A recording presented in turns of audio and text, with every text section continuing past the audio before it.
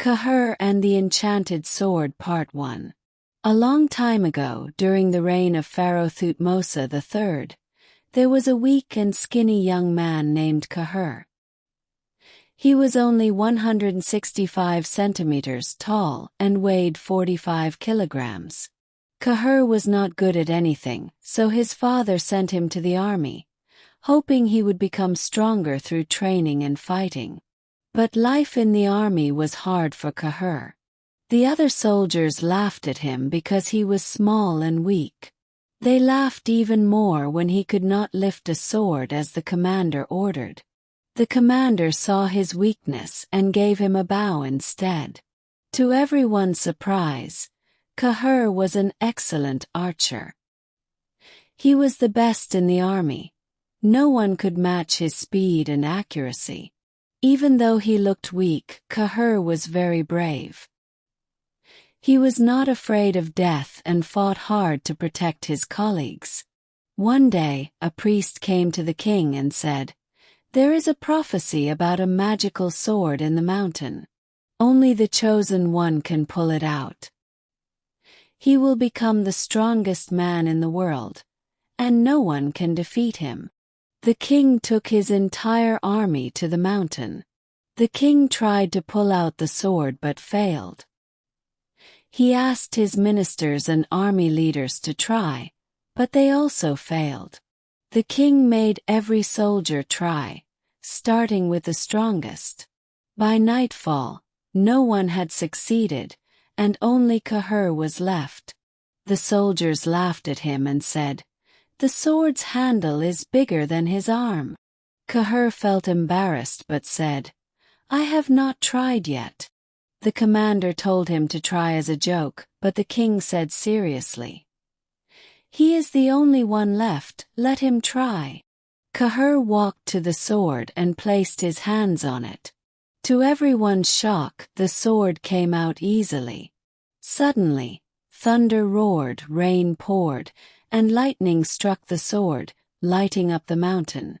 The ground shook, and everyone fell except Qahir.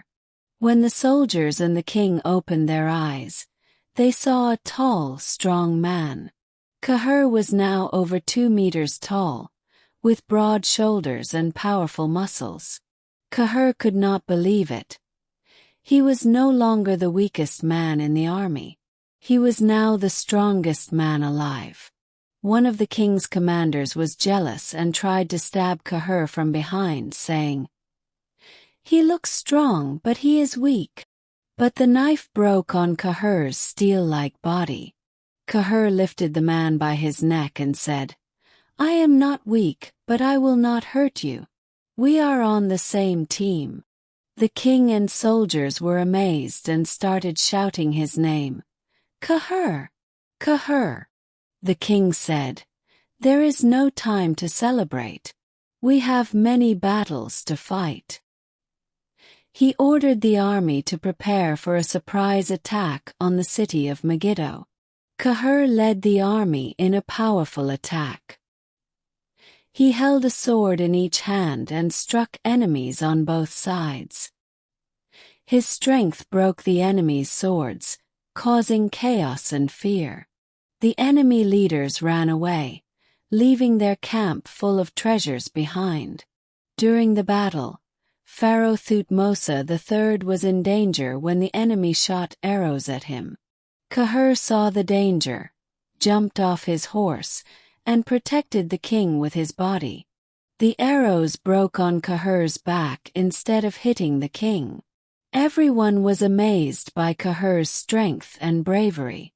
After that, the king and Qahir surrounded the city of Megiddo until the enemy leaders surrendered. They sent their children with weapons to give to the Egyptian army as a sign of peace. Qahir did not stop there. He led the Egyptian army to defeat other countries to protect Egypt. He never lost a battle. Some armies surrendered without fighting, while others were easily defeated. Because of Qahir's victories, Egypt's borders grew, from the Euphrates River in the east to Libya in the west, from Phoenicia and Cyprus in the north to the Nile's fourth cataract in Sudan to the south. As time passed, the soldiers and Pharaoh Thutmose III grew old. The pharaoh died at the age of 82 after ruling for 54 years. But Qahir did not age. He still looked like a 20-year-old man. Years passed, his children and grandchildren grew old, and his wife died, but Qahir stayed young. His grandchildren even looked older than him, which confused and surprised them. When Egypt became peaceful, Qahir decided to travel from one place to another. His only goal was to bring justice to the world. Because he had suffered as a weak man, he now wanted to protect the weak and help those in need. Wherever he went, people remembered his name as a symbol of justice and strength.